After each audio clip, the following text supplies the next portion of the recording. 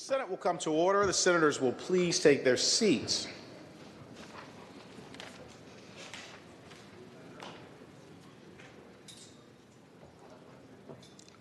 Senators and all in attendance will please stand and be led in the invocation by the Honorable Mamie E. Locke, 2nd Senatorial District. Following the invocation, all will please remain standing and be led in the Pledge of Allegiance to the flag of the United States of America by Nathan Hatfield, Assistant Clerk, Links, Senate Clerk's Office.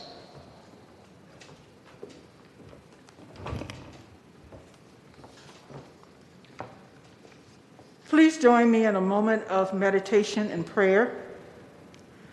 In speaking of John the Baptist, Jesus called him a lamp that burned and gave light. Wherever he went, John was a shining light, pointing others to Jesus Christ. Throughout the centuries, many people have been shining lights. Today, we are living in a world filled with darkness: spiritual, political, social, economic darkness. People all about us are groping for something to bring a shining light into the world. The Apostle Paul wrote in Philippians 2:15 that we are children of God without fault in a crooked and depraved generation in which you shine like stars in the universe. God doesn't place us all of use in the same place to shine. Some may be called to shine in faraway places, others in their families, neighborhoods, places of business, or even here in this legislative chamber. Sometimes we are in such a dark place, we think our small light cannot be seen. As the light of the world, Jesus shines through us in our lives and can bring light into darkness wherever he has placed us, even if we think our light is small. We must learn our purpose and how to use our light to the good. Let us pray. May God bless us with all the light we need to carry us through this journey of life, no matter how humble our circumstances or undramatic our talents. May God take care of all our needs, touch our lives with contentment, bless our hearts with love and faith, comfort our souls with gladness and inner peace. May God grant us all good health, lasting comfort, and relief from the burdens of life. And may we all be good stewards of the light that he gives and shine that light as a blessing to others. Amen. I pledge allegiance to the flag of the United States of America and to the republic for which it stands, one nation, under God, indivisible, with liberty and justice for all.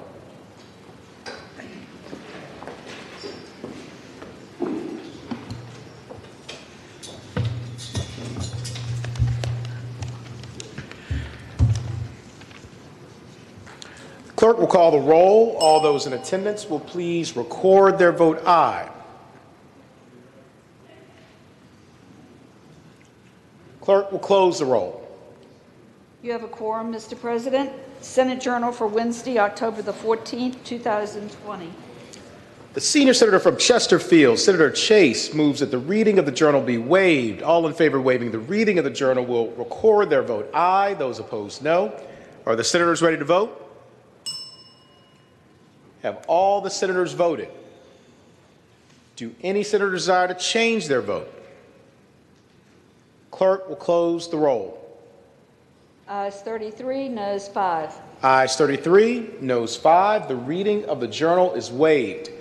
The clerk will report any communication from the House of Delegates. We do not have any, sir. Thank you, Madam Clerk. Clerk will report any communication from the governor. We do not have any, sir. Thank you, Madam Clerk. Is there any business to come before the Senate in the morning hour? Do any senators wish to be recognized? Seeing none, the clerk will call the calendar. Senate calendar for Friday, October the 16th, 2020. Bills in conference.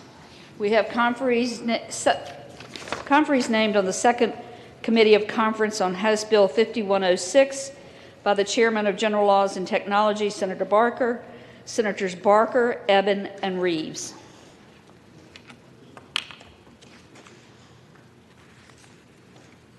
House Bill 5005. Senator from Northern Fairfax, Senator Howe. Thank you, Mr. President. I move that the conference committee report to House Bill 5005 be adopted. And speaking to that. Thank the Senator. You have the floor. We came here to Richmond on August 18th in the midst of a coronavirus pandemic, economic upheaval, and social unrest. All three of these have impacted our budget. During the regular session, we had produced a budget that was praised by virtually everyone. But since then, we've suffered a dramatic shortfall from the revenue forecast we were relying on. The governor was required to adjust the forecast and cut our proposed new spending.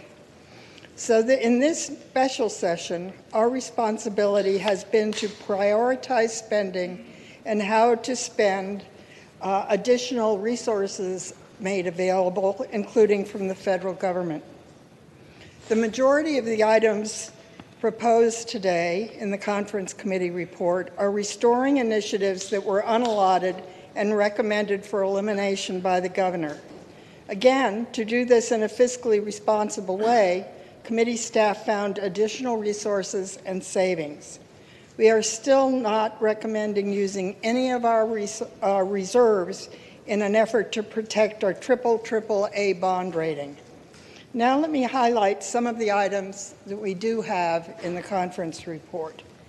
In Health and Human Resources, the amendments make significant investments in community-based behavioral health services, including crisis services and permanent supportive housing. Restores funding to reduce the census pressure on our state mental health hospitals.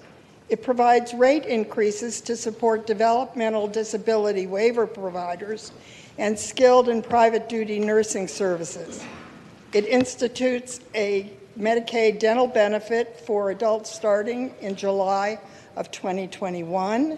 It allows limited overtime for personal care attendants starting in January of 2021. It adds additional relief for nursing homes impacted by COVID-19 and restores funding for several other essential health care initiatives that benefit low-income Virginians. The conference report also continues the investments related to criminal justice reform. The legislation that is passed or is pending has been funded in this package of amendments. Funded items include policing reform provisions from Senator Locke's bill, compassionate release and earned sentence credits, a mental health awareness response system, and grant funding for body-worn cameras. I previously mentioned that as we move forward with reform, that I want to reiterate the support and appreciation we feel for those serving in law enforcement. The conference committee does include the Senate initiative for a $500 bonus on December 1st of this year for state and state-supported local law enforcement.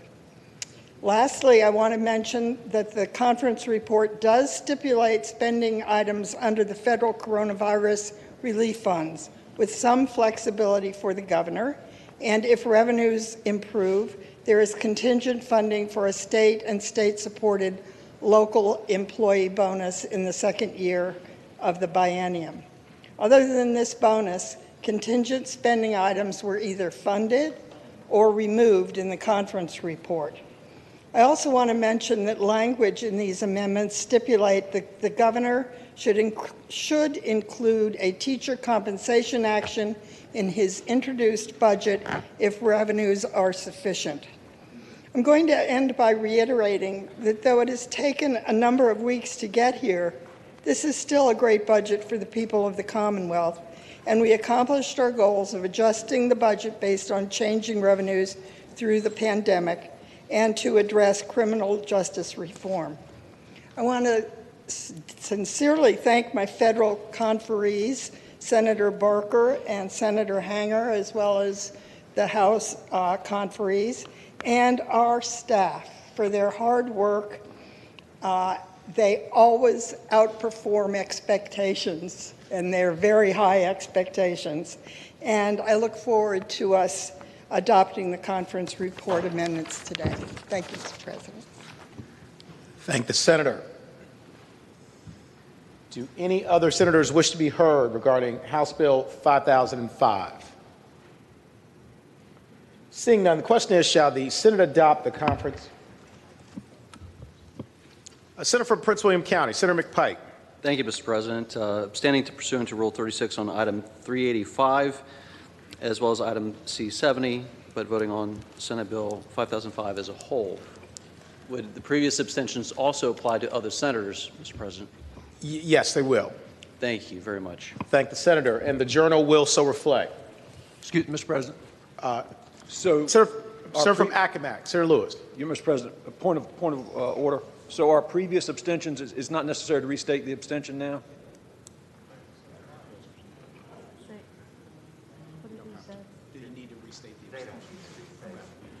No, Senator, you don't need to restate them, but if you wish to, you certainly can. No, that's fine with me. Thank you, Mr. President. Thank the senator. Senator from Eastern Fairfax, Senator Servell. You okay? Does anyone else wish to be recognized? Mr. President. Senator from Portsmouth, Senator Lucas. Thank you, Mr. President. Out of an abundance of caution, I can get into trouble just standing up, but. Senator's the floor. Mr. President, I am abstaining pursuant to Rule 36 on items number 313, number 9C, 482-20, number 28C, 482, number 20, number 29C, but voting on House Bill 5005 as a whole. Thank you, Mr. President. Thank the senator. Senator from Accomack, Senator Lewis. Mr. President, following the lead of the wisdom of the senator from Portsmouth, Senator's the floor. Restate mine, too. I'm abstaining pursuant to Rule 36 on item 3-1.01FF, but voting on HB 5005 as a whole. Thank you, Mr. President. Thank the senator. Senator from Hampton, Senator Locke. Thank you, Mr. President. I am abstaining pursuant to Rule 36 on item 303, but voting on House Bill 5005 as a whole. Thank the senator. The journal will so reflect. The senior senator from Richmond City, Senator McClellan. Thank you, Mr. President. I'm abstaining pursuant to Rule 36 on item 479.10, number 2C, but voting on HB 5005 as a whole. Thank the senator. The journal will so reflect. Senator from Eastern Fairfax, Senator Servell. Thank you, Mr. President. There's a new one in this budget that wasn't in the last one. So, Mr. President, I'm abstaining pursuant to Rule 36 on item 135, number 3C, but voting on HB 5005 as a whole. And I think I'm also abstaining on item 374. Thank the senator. The journal will so reflect. Do any other senators wish to be recognized? Senator from James City County, Senator Norman. Thank you, Mr. President. In this atmospheric conditions, better to be cautious than reckless. I am abstaining pursuant to Rule 36 on item 313, but am voting on House Bill 5005 as a whole, sir. Thank the senator. The journal will so reflect. Do any other senators wish to be recognized? Seeing none, the question is, shall the Senate adopt the conference committee report? All in favor of the motion will record their vote aye. Those opposed, no. Are the senators ready to vote? Have all the senators voted? Do any senators desire to change their vote? Clerk will close the roll. Ayes 23, noes 15. Ayes 23, noes 15. The Senate adopts the conference committee report.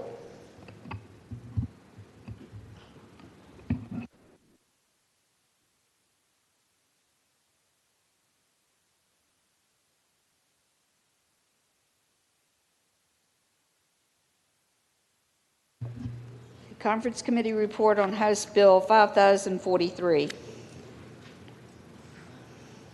Senator from Prince William County, Senator McPike. Thank you, Mr. President. I move the Conference Committee report be adopted. And speaking to the motion. Senator has the floor. Thank you, Mr. President. This is a bill that had some level of discussion on Thursday in regards to process. I hope members have had the opportunity to read through the 3 pages. I have had some conversations with some of the members, which is appreciative in terms of feedback. This is the Marcus Alert bill. It sets out a framework, sort of a combination of both the Senate components as well as some of the House components. It is included within the budget that this body just adopted in terms of both the $4.7 million in terms of the call crisis center, the $6.8 million in terms of mobile crisis teams, the concept of sort of a phase plan that the House conceived between the $3.5 million in terms of funding.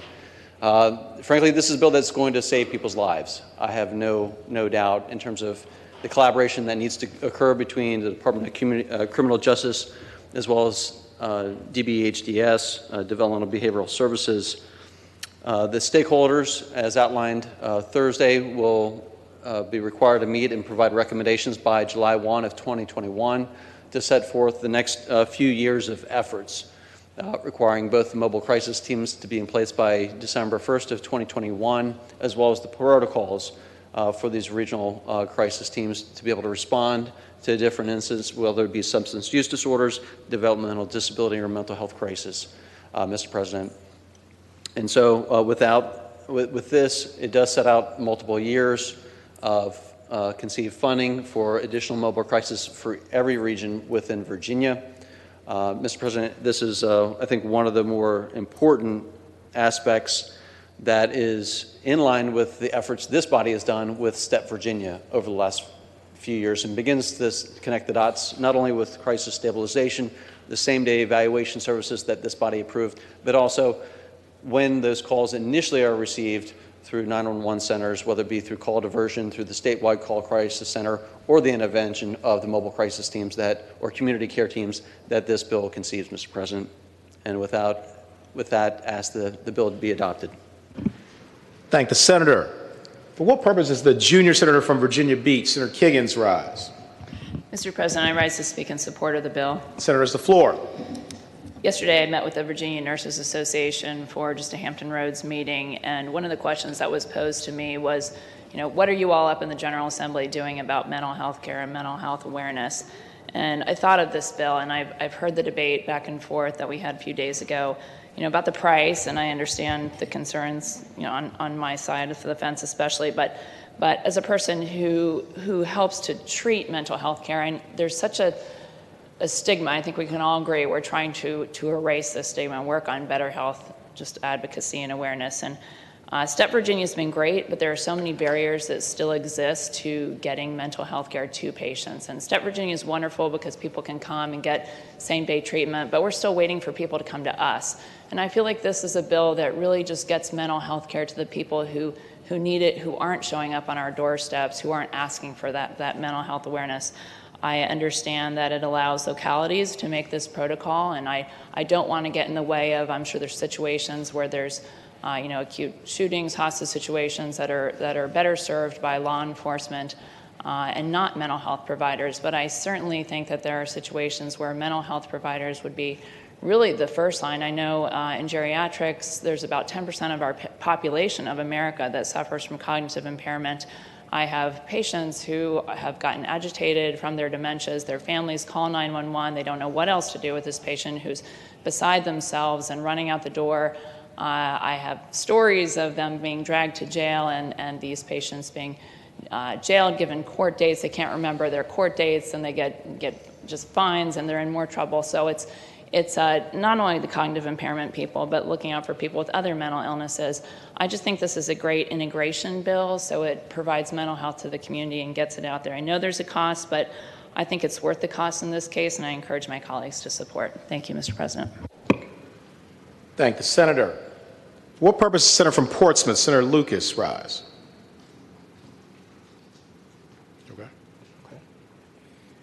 Do any other senators wish to be heard regarding House Bill 5043?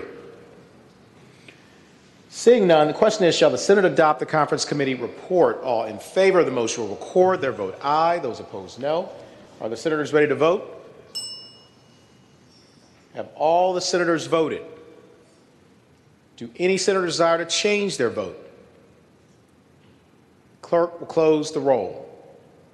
Ayes 26, noes 12. Ayes 26, noes 12. The Senate adopts the conference committee report. On House Bill 5106, we do not have the second committee of conference report as of now. Senate Bill 5007.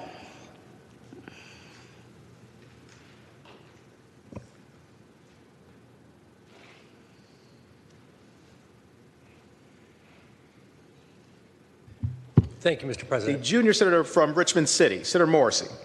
Mr. President, I move that the conference committee report be adopted and would like to speak to it. Senator has the floor. I believe everybody in this body is aware of SB 5007. It's had robust debate on several occasions. This is the bill that will allow for a defendant to have a jury trial but a judge sentencing. And for those that don't have the day-to-day experience of that, it is not novel except for in Virginia. 48 states have some form of jury trial, judge sentencing. 44 states have mandatory judge sentencing with a jury trial. Virginia and the Commonwealth of Kentucky are outliers. Here is what is occurring. It is known as the jury penalty. Prosecutors, public defenders, legislators all agree there is a jury penalty. Take a jury, subject yourself to a jury sentencing, and you can be lit up. And only 8.1% of the cases will a judge modify it. The conferees were in 100% agreement, Mr. President. All 6 conferees agreed to the report, and it has 2 changes from what we have passed in this body. And those changes are as follows. Number 1, it struck the provision imposed by House appropriations for a reenactment clause, and it substituted a delayed enactment. So what the conferees agreed to with this bill is there'd be a delayed enactment until July 1, 2021. That's it, Mr. President. I hope that the body would adopt the conference committee report. Thank the senator. For what purpose is the senator from Eastern Fairfax, Senator Servell, rise? Speaking to the report. Senator has the floor. Thank you, Mr. President. Ladies and gentlemen, it's my hope that this conference report receives a favorable treatment in both bodies today. This reform is probably the most important reform that's in front of us of all the bills we've seen in terms of changing our criminal justice system. Just so we're clear, this policy that this bill deals with dates to 1796. That's when it was put on the books in Virginia.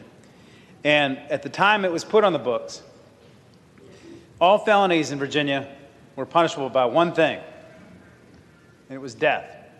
And the only way out of it, death, was you go to the governor and ask for benefit of clergy, or you get a pardon. And that was it.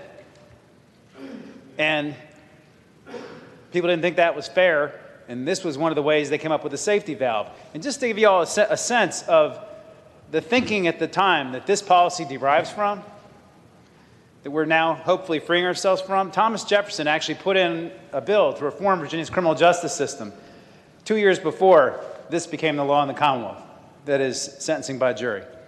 And Thomas Jefferson, the man whose statue sits in the hallway on our way up to the Capitol we walk by every day before we walk to our chamber, his bill, his criminal justice reform, had as a substitute for hanging, clergy, and pardon, he proposed mandatory terms of hard labor at public works for manslaughter and property crimes. He said all death sentences for murder and treason had to be carried out within 2 days of sentencing. This is reform bill, mind you.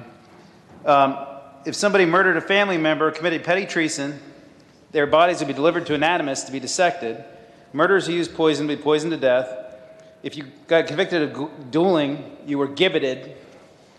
If a murderer forfeited half their estate to the person slain. Rapists suffered castration.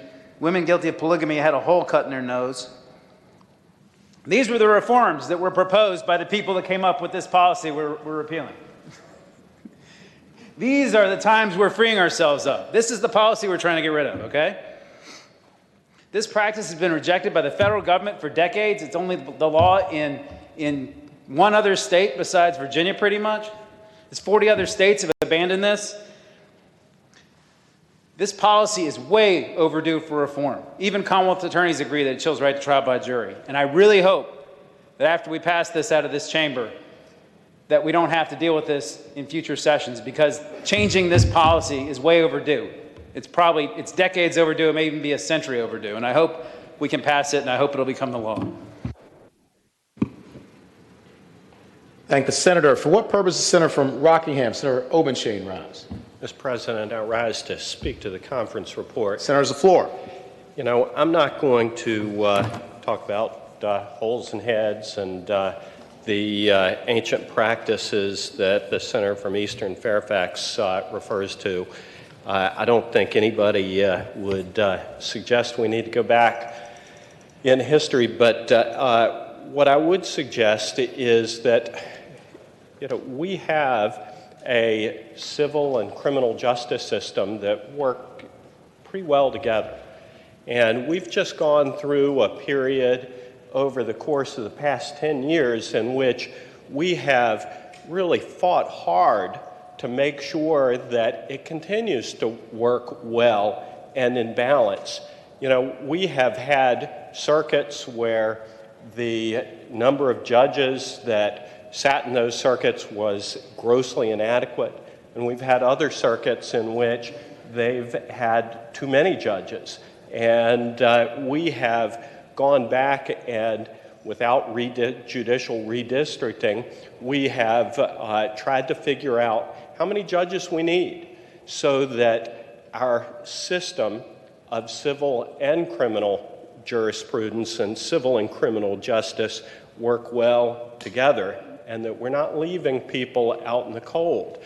Now, you know, we do need to make sure that our criminal justice system works, and what this bill frankly does, and this conference report does, is says, you know, we're going to fix the perceived problems that the senator from the city of Richmond has identified and articulated. And I'm not going to argue with those problems. I disagree respectfully with him about the impact of this and about the necessity for it. But what we're doing here is irresponsible. And if you look at this, the impact, the fiscal impact report, it's really an extraordinary document.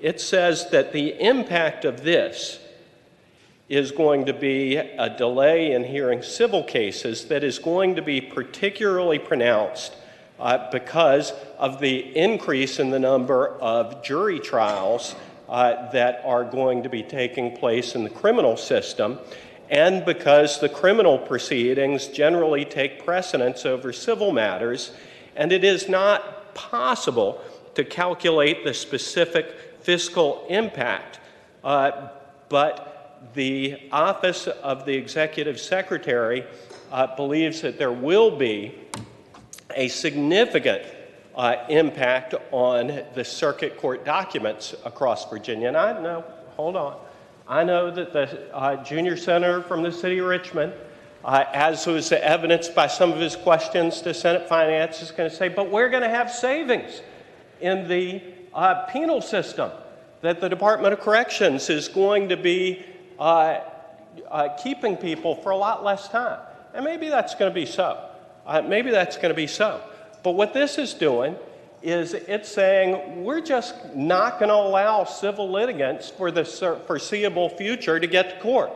And, you know, there may be frivolous lawsuits out there, but I'm not worried about those getting to court. I'm worried about the true victims out there, the people who really are dying for access to the civil justice system. And what this says is, look, the impact of this is going to be, you're going to need more judges. And the cost of every additional circuit court judge is $276,314. Have we put that in the budget? No. We have not added a single additional circuit court judge.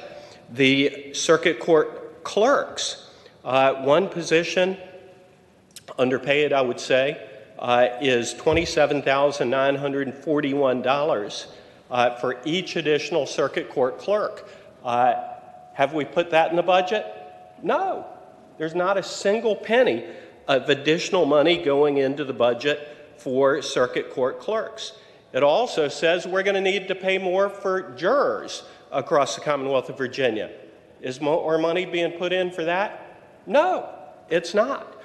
And how about for Commonwealth's attorneys? It identifies the cost of each additional new assistant Commonwealth's attorney in Virginia is $56,697, and the cost for administrative support for each such additional Commonwealth's attorney required is $26,185. But that's not all. There is a need for additional public defenders that's going to be created by this bill. Is that in the budget? It is not in the budget. So what this bill is doing, not to mention sheriffs and Office of the Attorney General, it identifies a lot of additional costs that are just not accounted for. So what we are doing is we are throwing grossly out of balance this system because we're here now and there's some compelling feeling that we've got to do this right now. But we're not going to do the responsible things of making sure that our civil and criminal justice system have the resources necessary in order to maintain that balance. This, irrespective of whether you think this is a good idea or not, it is an irresponsible way of doing it. We should not throw our civil and criminal justice system out of balance in this irresponsible way. If we're going to do it, we should come back in January and do it and make sure that we are actually putting the funds in the budget to be able to do this in a responsible way. People, real people across Virginia are going to bear the burden of this. And it's going to be a very real burden that's going to be felt by thousands of people across the Commonwealth of Virginia. Let's just wait. Come back in January. If the budget writers can find the money to put this in the budget, then by God, do it. But don't do it this way.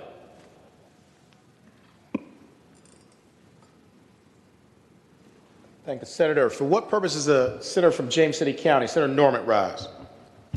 Thank you, Mr. President. I rise to speak against the bill. Senator, has the floor. I'm confident before I conclude my remarks that I am going to tweak some who may be listening, and that is of no moment to me. There's some objective reasons that we should not pass this bill, and the senator from Rockingham has focused on the financial aspect of it. The House of Delegates got it right on this in appropriations. They got it right, and it is totally consistent with what the senator from Rockingham just shared with you. Secondly, it has been suggested that an alternative approach would be to have retained the reenactment clause, which would have required the General Assembly in 2021 to revisit the subject, and that an interim study be done to try to quantify the impact of that. I would further say that in the time that I have been home and have been able to get into the courtroom, every court that I have been in a criminal case, the Commonwealth attorneys have approached me in resistance to this bill. everyone. I am mindful that there is a small group of more progressive, and I use that term not derogatorily, but just descriptive, progressive Commonwealth attorneys who are pushing it. So there's the money issue, there's the no study issue, there's the Commonwealth attorney issue, but this bill has been contaminated by an unacceptable political process. And I don't think there's anyone in this body that is so naive to believe that some of the discussions which are taking place within our individual caucus members do not find their way out into the public domain. And I will leave it at that. I have been almost left speechless with the evolving positions within this body on this topic. And I am absolutely perplexed about it. I know that there are some who have been vociferous in approaching their colleagues about the passage of this bill. But more importantly, I also know, Mr. President, that while this has gone on in the past and we don't like to talk about it in public because it's just untoward.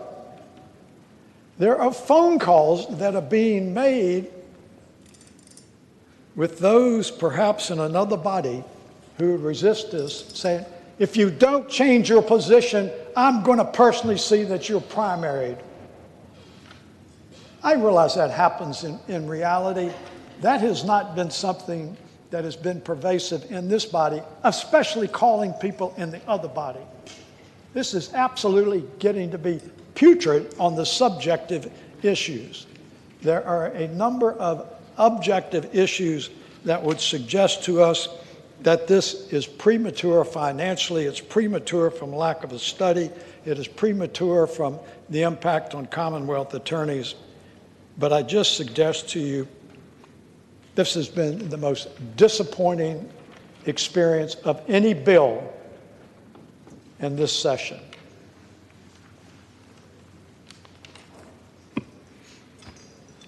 What purpose is Senator from Roanoke City, Senator Edwards rise?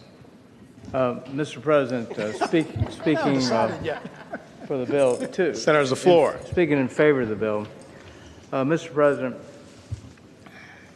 it's already been brought out that I think 46 or more states have judge sentencing only.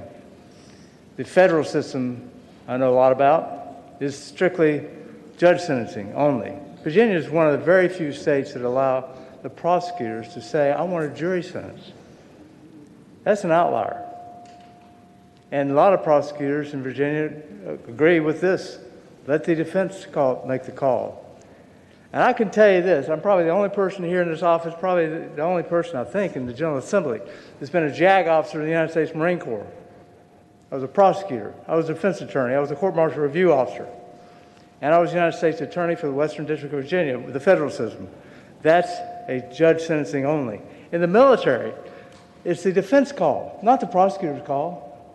And you have what is known in the military as a court-martial with members. That's somewhat equivalent to the jury sentence. It's the Article II court, not an Article III court, so it's not under the judiciary, it's an executive. But you have a court-martial with members, which means the defendant can say, I want 3 officers in the case of the special court, or a general court-martial, 5 officers. And if you're an enlisted man, you can have some of the members as enlisted men. But it's the defense call, always the defense call, never the prosecutor's call. What is the logic of saying the prosecutor gets the call, that whether or not you can have a jury? What's the logic of that? You say, I don't trust the judge? Is that what they're saying? The defense might want to have a jury because of the nature of the case or whatever. But it's never the logic that the prosecutor can make that call, and that's why Virginia's always been. Again, there's just a few states that allow that.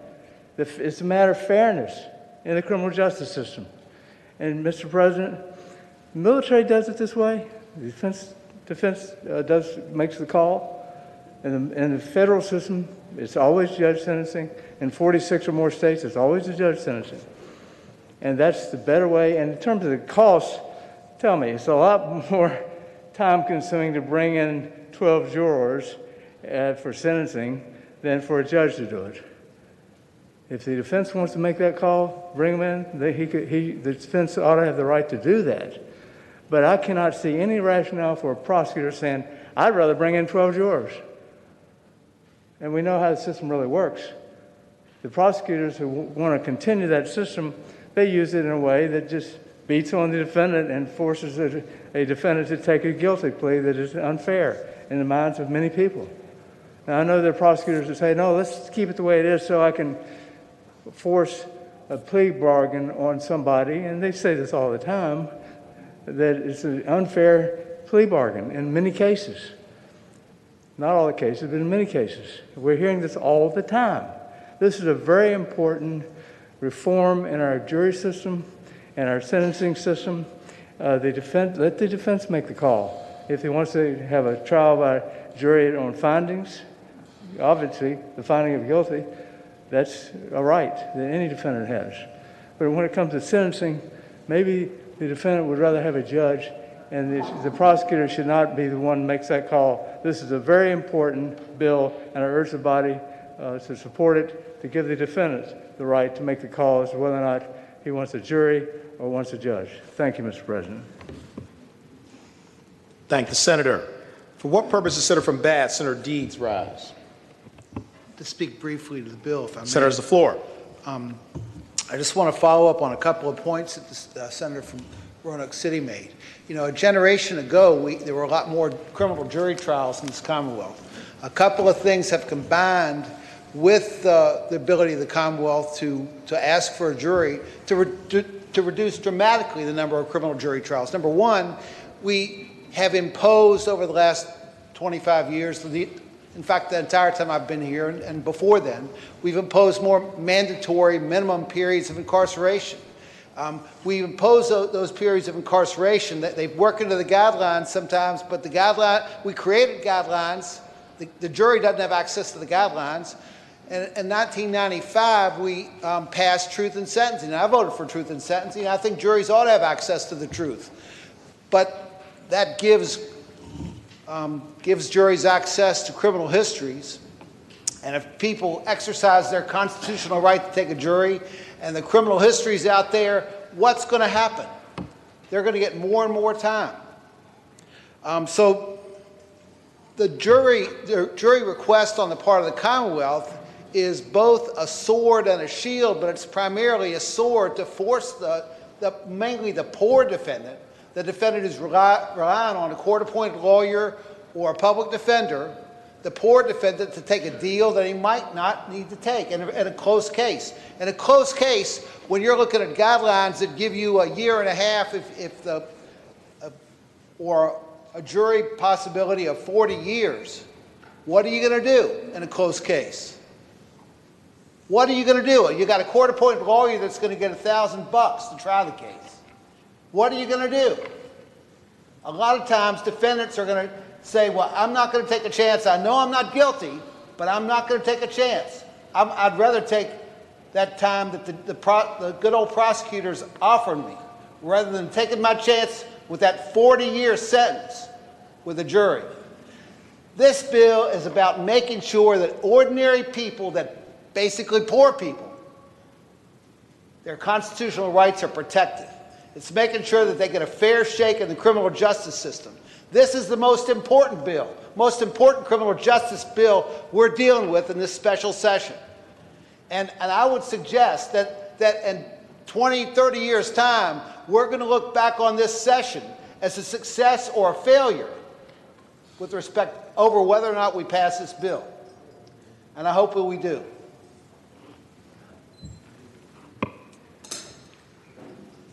Thank the senator. Do any senators other than the patron wish to be heard regarding Senate Bill 5007? Seeing none, the junior senator from Richmond City, Mr. President. Senator from Eastern Fairfax, Senator Sorogo. Thank you. Could I, just really briefly, I just want to Senator's the floor. I just want to give everybody a few stats speaking to the bill. There's 69,000 Virginians that are locked up today, either in prison or in jail. Virginia incarcerates 779 people per 100,000 residents. In the United States of America, the national average is 698 per 100,000. So Virginia incarcerates has an incarceration rate overall is 15% higher than the national average. Okay? Why is that? It's because of policies like this. If you're African American, the incarceration rate compared to Caucasians, 6 times higher in the Commonwealth of Virginia. 6 times higher. Why? Because of policies like this. If you can sleep at night living in a state and serving in a legislature with statistics like that, Mr. President, I think you need a psychiatrist. We have a screwed up system in this state. We have a system that puts people in prison at insane rates, that forces people to go to prison for exercising their constitutional rights, or forces people to go to prison for not exercising their constitutional rights when they should go to trial. It is a completely screwed up system that the rest of the country has abolished. This policy is right at the heart of it. We need to pass it. Mr. Thank President, the Senator. would the Senator from Eastern Fairfax Senator from yield Rockingham, for a Senator question? Overton. I'll yield. Senator Yield, you have the floor. So how many more judges is this going to require in order for people to try these criminal cases and for people to exercise their Seventh Amendment right, which is a fundamental right as well? How many more circuit court judges do we need? Senator has the floor. Mr. President, it's my prediction that once we have a system that has some actual balance to it, where both sides have a decent amount of leverage, that our Commonwealth attorneys are going to actually, and also with some of the tools we've given them this session, that they're going to offer, I think, some fair dispositions, that more cases will be compromised, and we'll see probably just as many cases going to trial as we do today, because we'll have a fairer system. Right now we have a system which basically, one side has a sledgehammer and the other side, has some talking points. So from my perspective, it's not going to increase the amount of need for judges or prosecutors or public defenders. The system will absorb this just like it does everything else we pass every year. Mr. President, further question. Senator Yield. I'll yield. Senator Yield, you have the floor. Mr. President, I think I heard the gentleman say that eventually it's going to work itself out. And so am I misconstruing the gentleman's answer? And is the gentleman suggesting that until then, to hell with civil litigants? Senator has the floor. Mr. President, I would say I hope not, because I have a lot of civil cases I'd like to see go to trial, or I should say my clients do. But that isn't what I said. And what I said is, like all the other policies that we pass, our system absorbs it and deals with it and works itself out. I didn't say, eventually you can take that to mean lots of different things, but I don't think you're going to see some big surge. The only reason we're going to have a surge in jury trials right now, by the way, is because there's nothing going on. And right now, we haven't been able to have a jury trial because of a pandemic now for almost 6 months, and you're going to see some backlog work itself out because of that. But from my perspective, we have a unique opportunity to act, to fix our system, and we ought to do that. We ought to do that now. This is the opportunity to do it. We have a bill on the floor. We have a bill ready to be voted on the other side. Let's do it. Mr. President, I thank the gentleman. Thank the Senator. What purpose does the Senator from Roanoke County, Senator Suderline, rise? Thank you, Mr. President. I'd like to ask the junior senator from Richmond if he'd yield for a question or two. Will Senator yield? I yield, Mr. President. Senator Yield, you have the floor. Thank you, Mr. President. I think this is one of the most fascinating debates that you get to hear when you get to hear the senator from Rockingham and the senator from Eastern Fairfax go back. It's disappointing the senator from Franklin hasn't gotten in. I always like it when they debate the issues that go before the court system in Virginia. But my question for the senator from junior senator from Richmond is, it says at the bottom of this bill that it goes into effect July 1 of 2021. Why would that be? Why would we not want to go into effect immediately? Senator has the floor.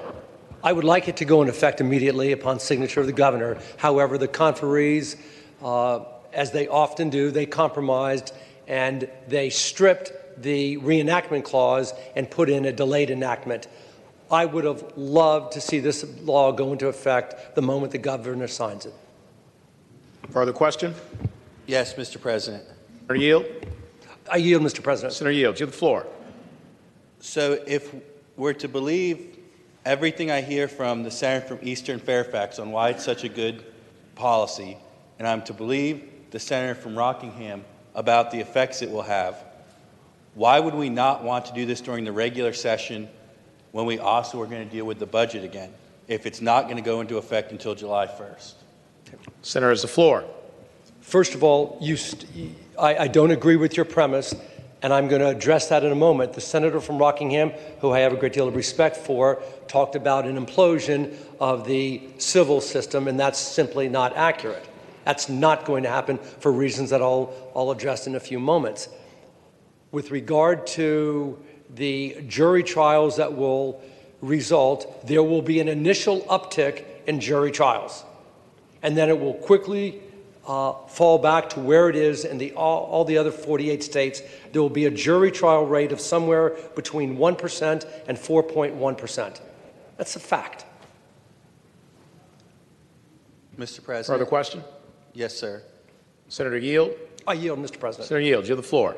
Mr. President, so if I accept what I was just told, I would ask the senator, should we not then make sure there's some resources provided, just as been suggested? If you suggest also that there will be initial uptick, should we not make sure that there are resources provided?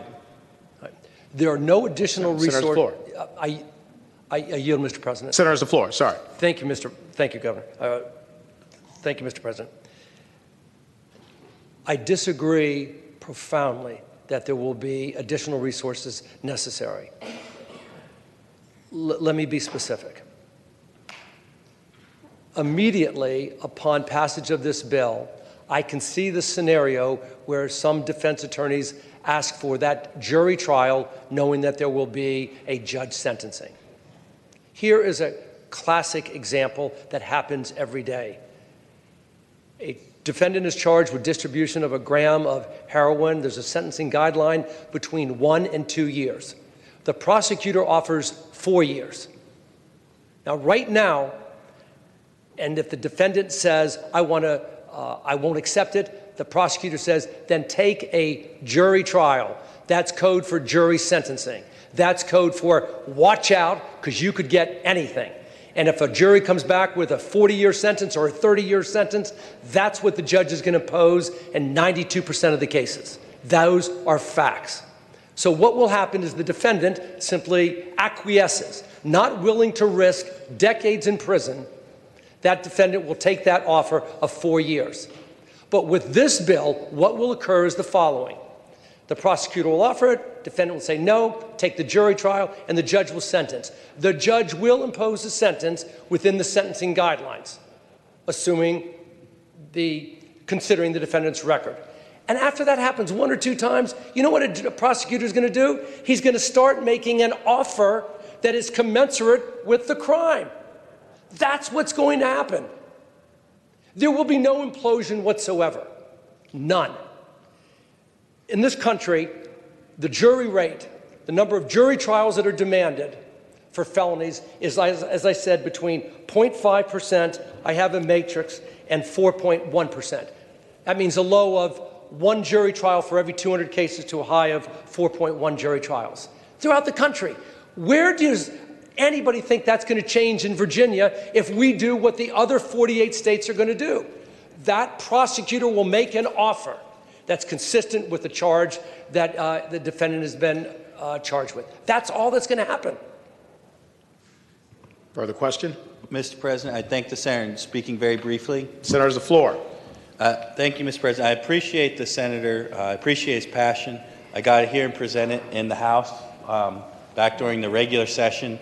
I was the next bill up, so I was very interested in hearing it. I think he makes a very strong case for it, as does the senator from Eastern Fairfax. But the people that tell me that there's going to be this uptick is not just the Republican attorneys. I've heard it from several Democratic attorneys. And that if we're to do it, we need to make sure there's resources. And so I'm not going to try to persuade anyone on what is the right policy or not, because I think we've had some very good arguments on that. but I just don't think that it's responsible for us to pass a bill that's not going to go into effect till July 1 anyways if we're not providing resources. I have a lot of respect for the chairman of appropriations on the House side, even though he and I see things differently.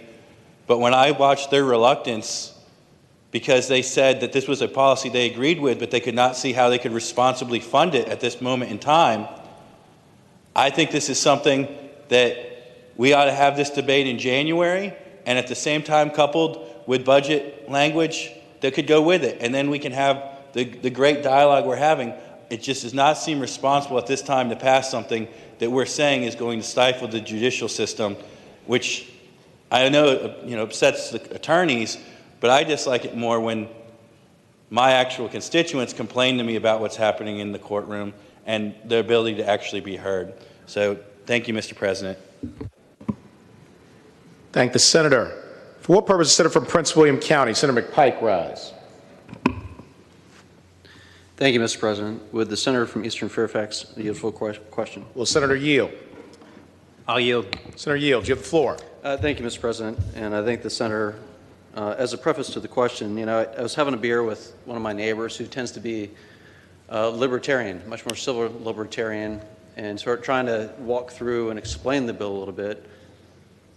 And I guess that somewhat leads to my question is how I explain to him sort of what the debate, and I've heard a lot of the debate today about sort of the fiscal responsibleness, but the question to the senator from Eastern Fairfax would be, if it is true that there is a cost, that in fact the cost is being borne by the individuals, in fact sacrificing their rights through the process that has been subjugated basically by Virginia's law comparative to other states. As I explained to my civil libertarian friend, that you have part rights right now as compared to other states. And so basically you are bearing those costs. And this is someone who votes Republican almost straight every single year. He said, why would the Commonwealth do that? And so the question is, there seem to be debatable costs today, but are those costs not borne by the individual rights of Virginia citizens? Senator's the floor. Mr. President, I would say these costs are borne by taxpayers, by people being incarcerated a lot longer than they need to be incarcerated. I think those costs are borne by the families whose loved ones have to end up be stuck in jail and not being economically productive, which we end up bearing all of ourselves because they're not contributing to society. But I would just note that this talk of cost when it comes to fundamental constitutional rights is fascinating to me, because I'm sure there was a point in time in this body, probably decades ago, perhaps in the 50s or 60s, when somebody said that the Commonwealth paying for a lawyer for every person in court was probably too expensive. And then the U.S. Supreme Court made us do it. There was also a point in time when we probably said it was too expensive to give somebody facing a death penalty charge a lawyer. And now we spend about $4 million a year, and guess what? We haven't had a death penalty case in Virginia, and we haven't had a death penalty sentence in Virginia in probably, I think, almost 3 or 4 years now. And I would just point out that, the cost is there, one way or the other. You're going to pay it one way or the other. And our current system, we pay it through the prisons. We pay it through having to probably pay for more court-appointed lawyers with longer trials and things. I mean, just doing justice right ain't cheap. We just found Senate Bill 5030 we just passed. There's a $10 or $12 million price tag on that, and we're going to get better policing for it. But I think with this system, I think we'll probably see fewer people going to prison. We'll probably save money there. And as the junior senator from Richmond just pointed out, I don't think this is going to cost us more judges or anything. This is going to work itself out. Further question? No, thank you, Mr. President. Just speaking briefly in favor of the bill. Senator's the floor. I've had actually more Republicans reach out to this bill than Democrats over the last several weeks in sort of the discussion. And I appreciate the other side's sort of fiscal argument as a basis, but however, I'd suggest that there's some truly strong underlying fundamental civil liberties that are embodied within this bill. And I appreciate the junior senator from Richmond presenting this bill. I think, after his presentation and those debates in the courts committee and others, lend and should lend bipartisan strong credence to this. Think about if there are costs, and you do truly believe that where those costs are borne, whether as the senator from Eastern Fairfax indicates through the prison system, or to the other side, I'd more strongly suggest to your individual rights and freedoms through the process. What this does is afford you more rights and freedoms in Virginia. That should be a bipartisan premise, and I hope that the body in a bipartisan fashion will support this bill. Thank you, Mr. President. Thank the senator. Do any other senators other than the patron wish to be heard regarding Senate Bill 5007? Seeing none, the junior senator from Richmond City, Senator Morrissey. Thank you, Mr. President, and I want to thank all my colleagues on both sides of the aisle for this debate. You know, the senator from Bath talked about giving people a fair shake. The senator from Prince William County talked about the cost actually being borne by those defendants that get excessive jail sentences. And it occurred to me while listening to all the excellent presentations by my colleagues that there may be some lay folks sitting in here wondering, give me an example of what you're talking about, this jury penalty. What are you talking about? So let me do that. I read transcripts every week and people that are pursuing various forms of post-conviction relief. Last week I read a transcript, and this happens all of the time. In Hopewell, defendant got into a tussle with a police officer, and he's on the ground, his face is down, and he's fighting him, and he's taking his hand and he's swinging it back, his hand. He's got a knife in his hand, closed knife, blunt, and he strikes the police officer in the neck, in the head, and he bleeds. He gets two stitches. He's in the hospital for 2 hours. He's back on full duty the next day. And he is first charged with attempted capital murder. And the judge says no, throws that out of the preliminary hearing. But then he's charged with malicious wounding of the police officer, 5 to 30. He turns down a plea agreement. The sentencing guidelines call for 1 to 3 years. For the lay folk, low end is 1 year, high end is 3 years, midpoint is 2 years. Turns it down because he had a good defense. He goes to trial, and the jury finds him guilty of malicious wounding of a police officer. So automatically he's got 5 years. But that jury returns a verdict of 26 years. And when the judge comes up for sentencing, he says, you know, the citizens spoke. They decided it was worth 26 years. Nobody thought it was worth 26. Not the detective who I spoke to this week, not the prosecutor, not the defendant, not the defense attorney. 26 years. He's just finished his 9th year, and he's got another 15 years to go. And that, ladies and gentlemen, happens every day in the Commonwealth, in all of our 133 jurisdictions. That's what we call the jury penalty. In Stafford County, prosecutor will make you an offer. If you say no, thank you, he says the following: I want a jury trial. Prosecutor demands a jury trial, code for jury sentencing, code for you better watch out. And defense attorneys will not often subject their client to that type of risk, and they'll accept the plea. That means there's a chilling effect on that defendant's constitutional right to have a jury trial. You distribute a gram of heroin, and there's a sentencing guidelines that call for 1.5 years, and the prosecutor in Hanover makes an offer to you. Do you think you're going to take a jury trial in Hanover?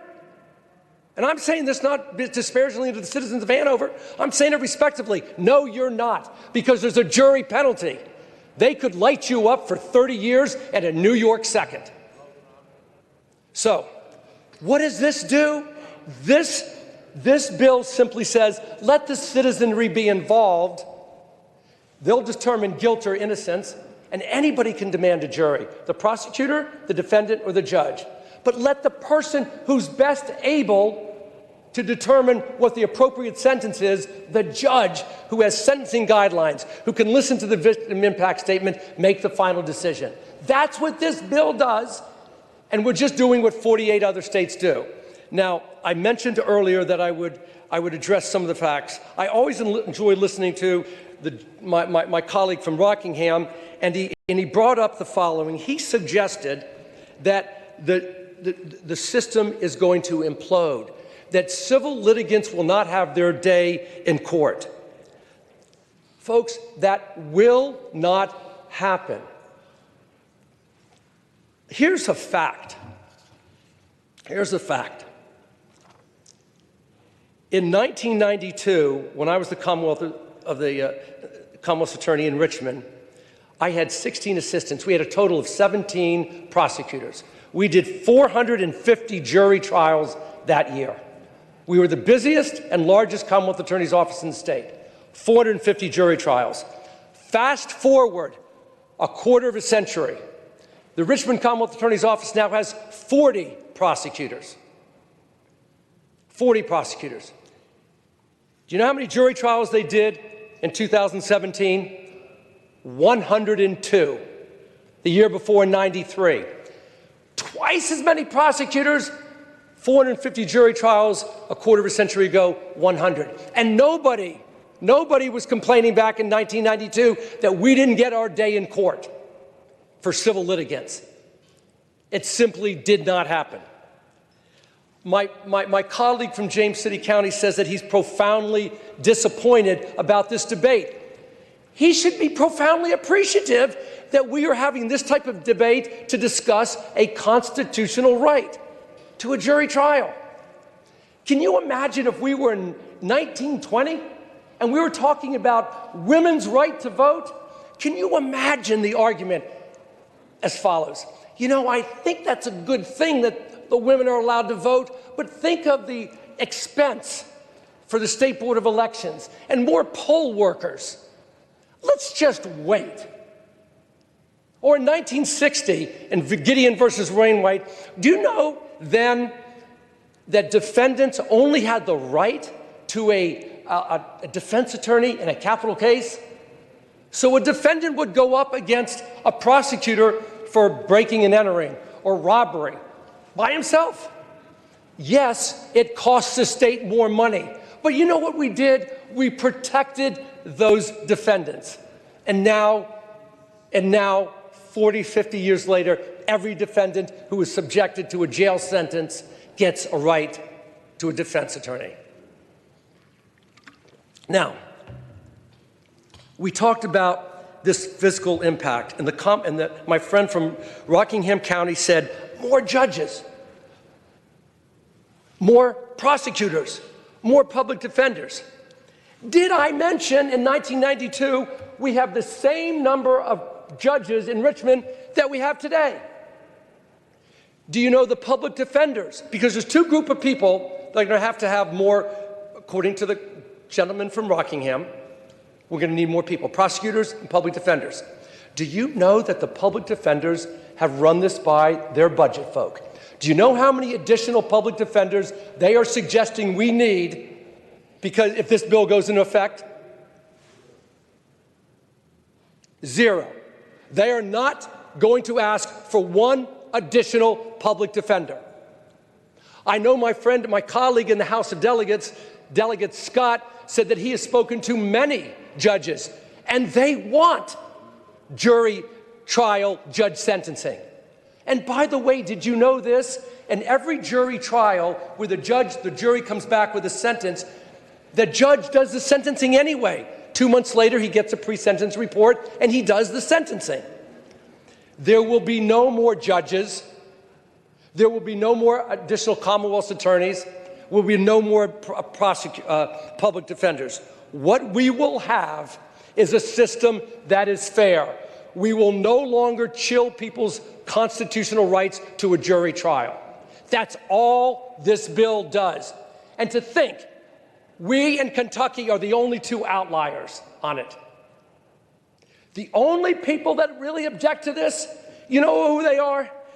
VACA, Virginia Association of Commonwealth Attorneys. You know why? Because they have had the upper hand for the last 200 years. You know what they have right now? they have at their disposal sentencing enhancements. They have mandatory minimum sentences, they can overcharge, and they have what we're talking about today, the jury penalty.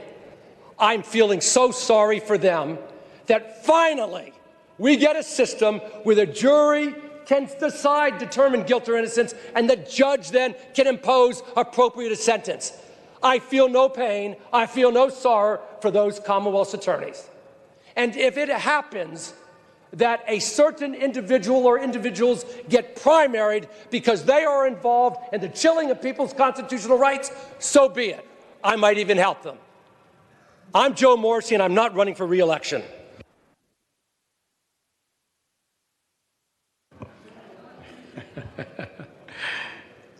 For what purpose, the senator from James City County, Senator Norman Rise.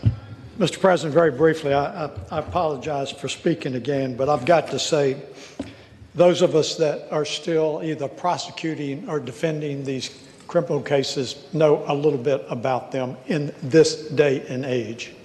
And I would suggest to you, Mr. President, just because you are verbose, just because your volume is accelerated, just because your remarks are protracted, just because the velocity of your speech is picked up, does not make it a fact.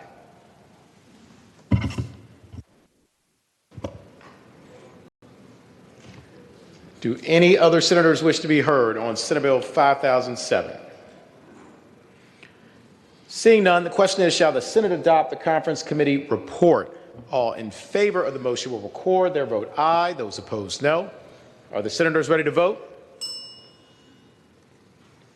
Have all the senators voted? Do any senators desire to change their vote? The clerk will close the roll.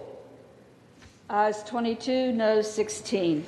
Ayes 22, noes 16. The Senate adopts the conference committee report. Senate Bill 5038. Senator from Prince William County, Senator McPike. Thank you, Mr. President. I move that the Senate adopt the conference committee report. And speaking to the motion. Senator has the floor. Thank you, Mr. President. This is the Marcus Alert bill we passed, which was the one or two bills prior, but it's about 45 minutes ago now. And I just wanted to take an opportunity to thank the senior senator from Richmond, Senator McClellan, for her work and efforts on this, the House patron, Delegate Bourne, as well as the junior senator from Virginia Beach, Senator Kiggins, for her comments and support, and move that the bill be adopted. Thank the senator. Do any other senators wish to be heard regarding Senate Bill 5038? Seeing none, the question is, shall the Senate adopt the conference committee report? All in favor of the motion will record their vote aye. Those opposed, no. Are the senators ready to vote? Have all the senators voted? Do any senators desire to change their vote? The clerk will close the roll. Ayes 25, noes 13. Ayes 25, noes 13. The Senate adopts the conference committee report. We are awaiting 2 additional conference committee reports. We do not have them yet, but we are expecting them on 5106 and 5043 and 5046. I know that's 3, not 2. So I know one is in editing at Legislative Services, 2 are in editing at Legislative Services, and we are awaiting signatures on the other. Memorial resolutions. Senator from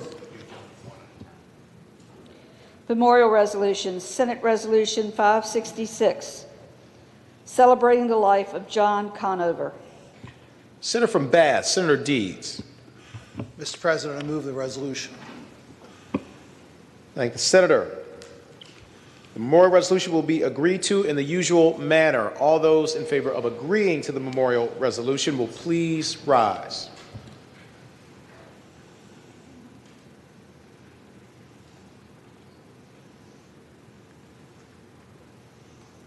The resolution is agreed to. Senate Resolution 567, celebrating the life of Saba Labib Shami. Senator from Alexandria, Senator Eben. I move the resolution pass. Thank you, Senator. The resolution will be agreed to in the usual manner. All those in favor of agreeing to the memorial resolution will please rise.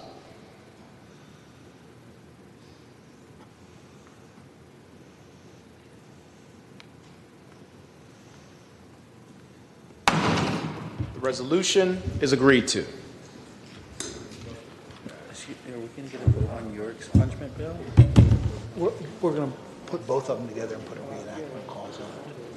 That's the only way. The non-expungement bill is the one that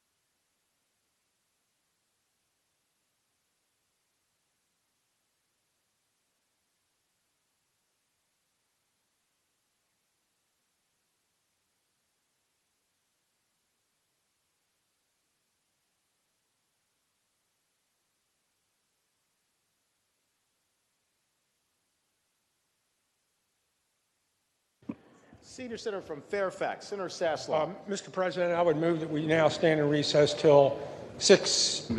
Mr. President. Yes, Senator from Hanover, Senator McDougal. Before we do that, could the journal reflect that the senator from King George and the senator from Washington are away on pressing personal business. Thank the senator. The journal will so reflect. And without objection, the senator will stand in recess until 6:15.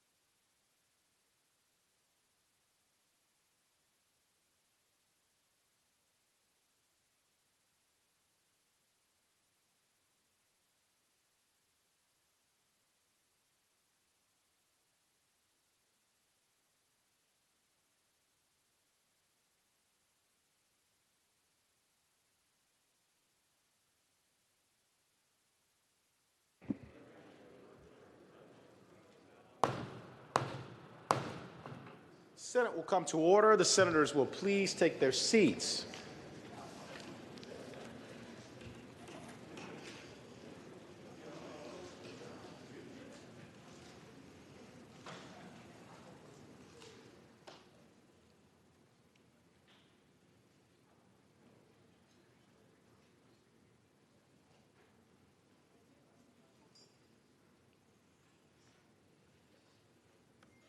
Madam Clerk. Conference Committee report on House Bill 5106.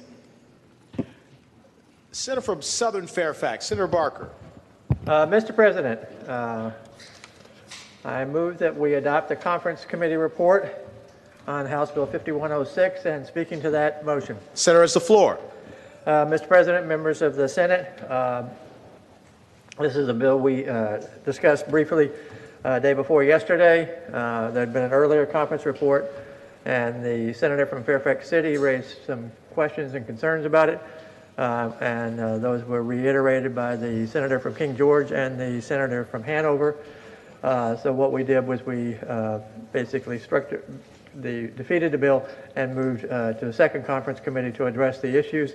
The issues were for small landlords of 1 to 4 units, and what we have done, this deals with the credit reporting and making sure that individuals who are at least initially denied any have had some adverse action taken, including denying them tenancy, that they can assert that it was because of failure to ability to pay rent during the pandemic period, and only that, then they can be authorized to be tenants there, and that cannot be used against them.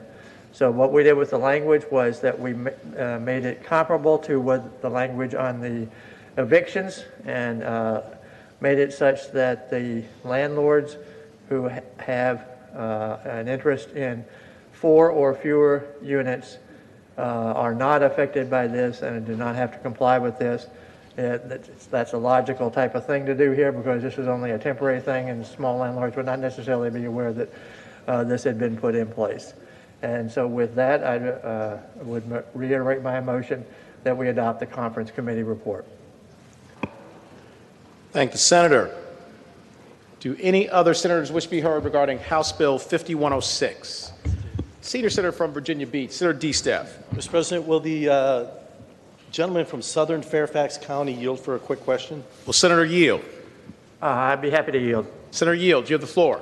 Mr. President, if you can ask the gentleman from Southern Fairfax County if the report he's referring to is one dated the 14th of October on the LIS system. Senator has the floor. Mr. President, I would say no, that is not the one. Today's the 16th, and it was just a new one that just got submitted just a few minutes ago. What it does is it has the same language except as the one from October the 14th from Wednesday's consideration, with the exception that this exempts from coverage here the properties owned by landlords who have an interest in 4 or fewer units. Further question? Mr. President, speaking to House Bill 5106. Senator has the floor. And Mr. President, I can't find it online anywhere. I don't see a copy on my desk anywhere. And unfortunately, as a former intel officer with the SEAL teams, I believe in trust but verify. So with that, if we're going to push forward without having a copy of what we're voting on, I will be voting no. Thank you. Mr. President. Senator from Eastern Fairfax, Senator Serville. Speaking to the conference report. Senator has the floor. Thank you. I would just note that I was able to pull it up on the Senate calendar app, and if the senior senator of Virginia Beach wants to look at the version on my laptop, he's welcome to, or I can email it to him. Thank the senator. Senator from Fairfax City, Senator Peterson. Mr. President, I was going to make the same comment, but I now have it on LIS. Thank the senator. Do any other senators wish to be heard regarding House Bill 5106? Seeing none, the question is, shall the Senate adopt the conference committee report? All in favor of the motion will record their vote aye. Those opposed, no. Are the senators ready to vote? Have all the senators voted? Do any senators desire to change their vote? Clerk will close the roll. Ayes 22, noes 14. Ayes 22, noes 14. The Senate adopts the conference committee report.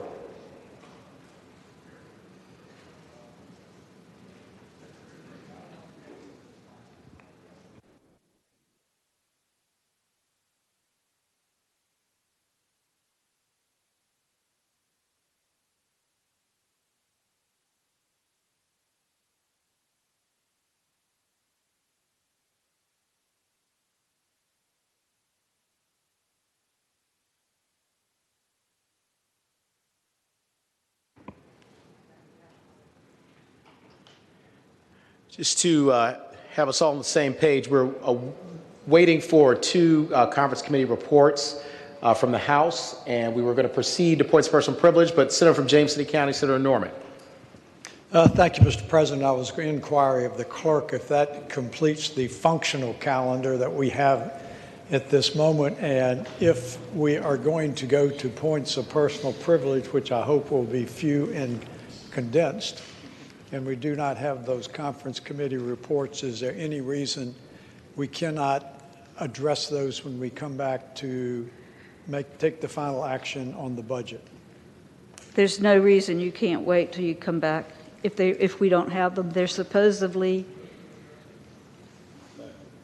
somewhere in the atmosphere on the way. Thank you. Thank the Senator. For what purpose is the Senator from Western Fairfax, Senator Marsden, rise? Thank you, Mr. President. Point of personal privilege. Senator has the floor. Thank you, Mr. President. And, you know, for the last 18 years, I've had the opportunity to work with an organization that did work for the Justice Department, the Office of Juvenile Justice and Delinquency Prevention. I've had the opportunity to go to 35 different states and work with their cities and counties and state governments to solve problems that a lot of times they involved something called DMC, which meant disproportionate minority contact. And one of the first questions you would have to ask yourself is our system such that we need to fix the entire system and that will do more for those minorities than just trying to target their individual problem that they're experiencing as minority? And it was a difficult question, but most of the time it was fix the larger system rather than try to target the individual problem, then come back later and attack the problem that's disproportionately affecting minorities. And I think this year in this special session, we have done just that. We have passed a lot of reform legislation for police and sentencing and social justice, and we've done it in a way that works for all Virginians, not just minorities. There are still disparities. We all know where this started with the George Floyd incident and a number of other incidents where African Americans suffered death at the hands of the government that's supposed to protect them. And it's been a very, very troubling time. But what I also learned, Mr. President, in my years working in these various communities is that you can pass laws and they can seem to be for everyone. They can appear to be equal in terms of how they're going to be exercised, but that's not always the case. Now, let me give you an example. About 5 years ago or so, we were debating not in this chamber, but back in the General Assembly building. We were debating felony disenfranchisement, and I had some of my facts wrong, and that bothered me as we were having the debate. So I did some research, and I ran into a professor at Middle Tennessee State University named Pip Holloway, and I like to give her a shout out right now. And we discussed something about disenfranchisement, and I've hardly ever run into anybody who knows this, and she was the one who enlightened me with it, is that in 1868, we passed a constitutional amendment in Virginia that made misdemeanors a disenfranchising offense. 1868. And it was designed for everybody.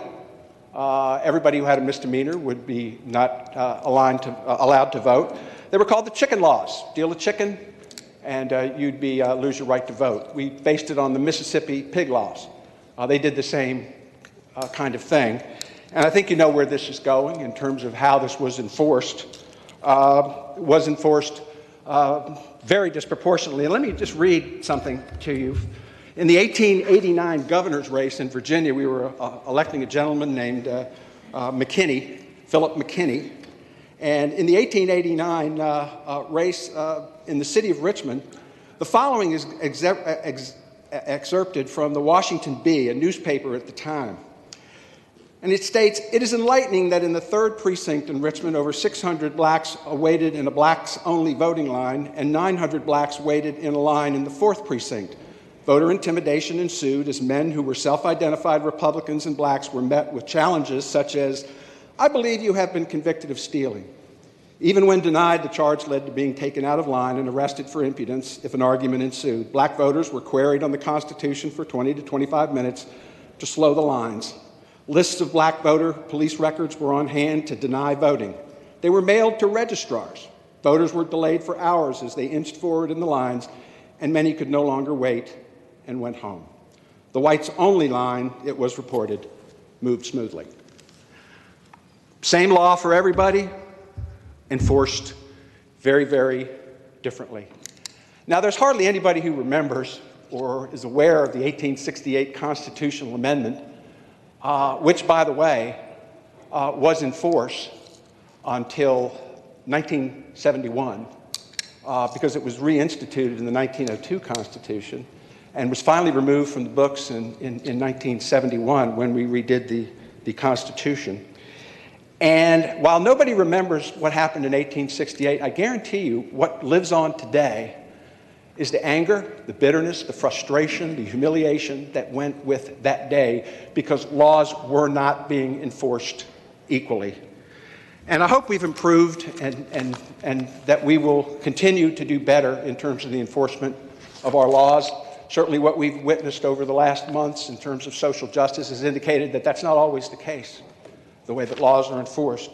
So I hope that every Virginian charged with carrying out these new laws that we have put together, and we have at times, Mr. President, put advocacy aside to make sure that we're handling these bills like a legislature should. And we have put them aside for a later time because they were too complicated and too difficult and had too many moving parts to get through in a special session.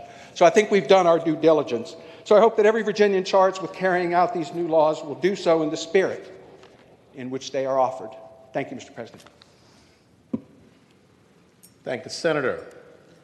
For what purpose is the senior senator from Virginia Beach, Senator D. Staff, rise? Mr. President, I rise for a short, brief point of personal privilege. Senator has the floor. Mr. President, I'm going to open this up with a little story. Imagine you're a 37-year-old mom. You're walking in the grocery store. You've got your daughter in tow. And just as you turn the corner, you see somebody right in front of you 3 feet away. And it scares the hell out of you. Mr. President, that's the man who raped you 20 years earlier. And you look at it and you say, what? What is he doing out? What is he free? Why is he in the grocery store? Mr. President, I'll tell you why. Because our parole board let him out. Because our parole board let him out and didn't inform the Commonwealth Attorney, as they're required to by law, didn't inform the victim, as they're required to by law. That individual's back out on the streets. So let me go into some more details here of a couple of specific individuals who were let out very recently. Michael J. Hamlin. On April 18th, 1996, Mr. Hamlin pleaded guilty to rape in Chesapeake Court. He was sentenced to 60 years. On 9/9/2019, the parole board denied his release because he had an extensive criminal record, a history of serious violence, the serious and brutal circumstances of his offense. He should serve more of his sentence prior to being released on parole. The board considered him a risk to the community. He is unlikely to comply with conditions of his release. But 1 year, 1 month later, all is well. Miracles happened again. And this convicted rapist is reformed and back out in our community at just 47 years old. The parole board's decision was made on July 7th, but the Chesapeake Commonwealth Attorney did not and was not notified of this until 3 months later on October 7th. This means they had no way whatsoever, no input whatsoever on the parole board's decision, either did the victim, which again is required by law. So, Mr. President, let's fast forward or go back in time a little bit. On April 15th, 1976, he pleads guilty, Mr. Ben Brim Jr., to murder and accepting a sentence of 99 years.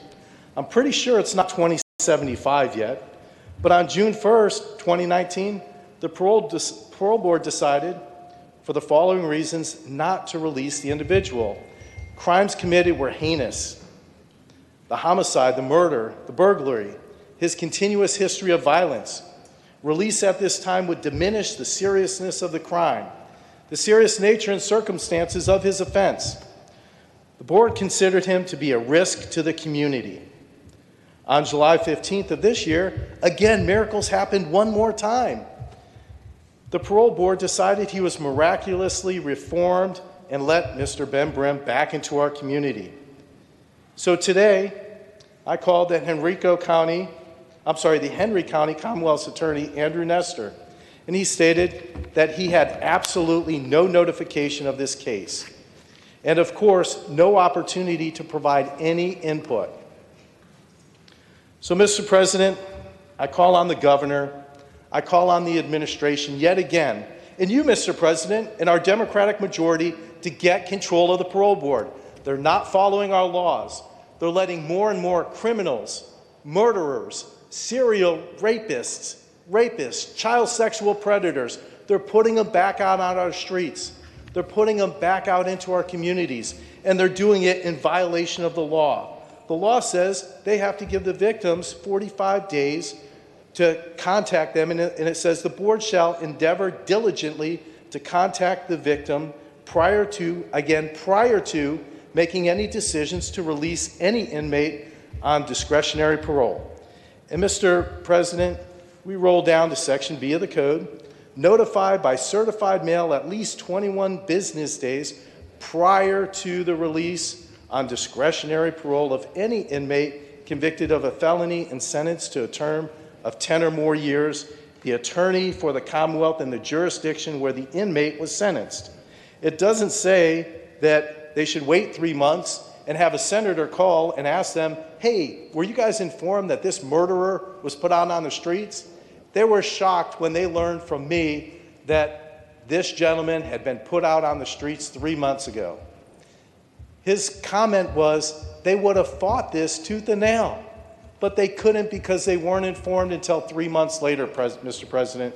So I call again on the governor, the administration, you, Mr. President, our Democratic majority, to get control of your parole board. Thank you.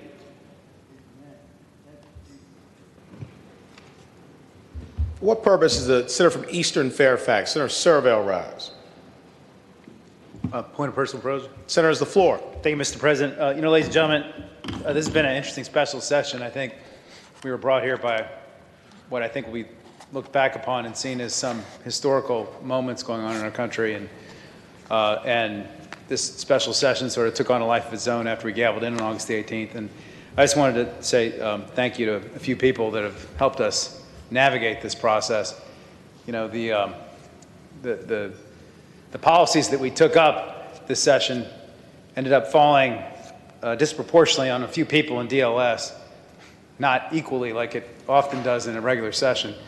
Poor Charles Quagliato's had to deal with me at all hours of the day and weekends, and he's probably working right now writing up some conference reports is my guess.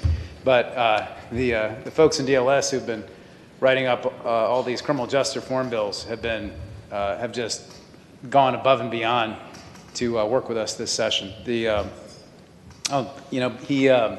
When we started this discussion back in June, They even, produced us, I think, about 15, 20 bills ready to be passed by the middle of July.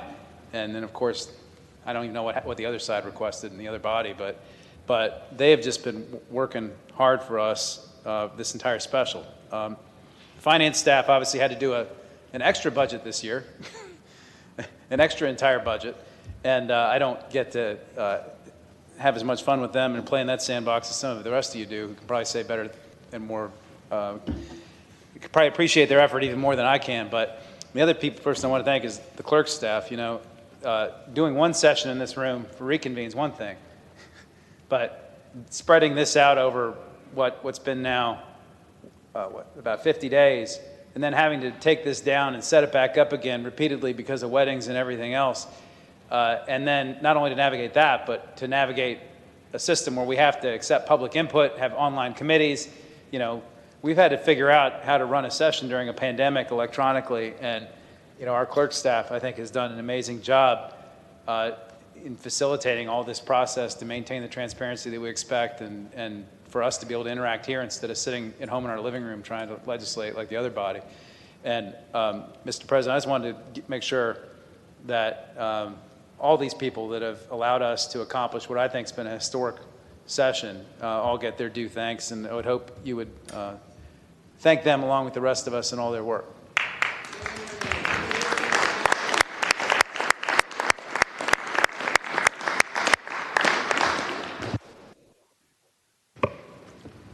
Thank the senator. For what purpose is Senator from Hampton, Senator Locke, rise? Thank you, Mr. President. I rise on a point of personal privilege. Senator has the floor. Thank you, Mr. President, and I apologize in advance to my colleagues because this may take a minute. Mr. President, over the course of this special session, we have heard many comments, disparaging remarks about our purpose and intent in putting forth the legislation for policing and criminal justice reform. We have been regaled with floor speeches about how we are defunding the police, supporting rioters and looters and mobs, and how we don't like law enforcement. We have been disparaged for lack of transparency about prior notice on issues when that is the height of hypocrisy, with the lack of prior notice to this side of the aisle, when amendments have been attached to the budget or attached to bills without our prior notice in the past. We have had members post videos and negative statements and name calling about Democrats in general and members in particular that are completely and totally false. But I guess that's the game played in politics when one is the minority voice. One changes the narrative to fit one's agenda. Mr. President, I would like to pose some questions and paint some pictures for my colleagues who pontificate, engage in hyperbole, and raise loud voices as if that is going to change the minds on our purpose here. And these questions are rhetorical, so I don't require an answer. Who on this side of the aisle has uttered the phrase, "It is our intent to defund the police through the legislation being proposed"? Who has said, "We do not support law enforcement and do not want safe communities in the Commonwealth of Virginia"?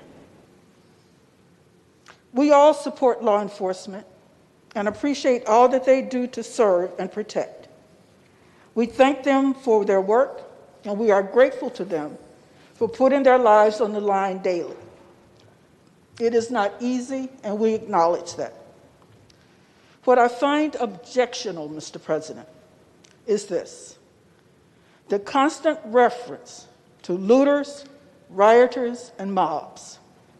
Who exactly are these individuals? No one here condones that behavior. What we do support is peaceful protests and marches. What our colleagues have said to Barbara Johns and the young students who joined her when they walked out of the dilapidated, separate, unequal school. Don't you dare, you are a mob. Likewise to the Norfolk 17, to those gathering in Charlottesville to peacefully protest, to John Lewis, to Martin Luther King, don't you dare, you're a mob. Likewise to any act of civil disobedience. What then is the purpose of the First Amendment? The call for a petition to redress grievances or freedom of assembly. Again, no one here is condoning violence, but the constant references to our citizens as mobs without any specificity as to what or whom one is referencing rankles, and I resent it.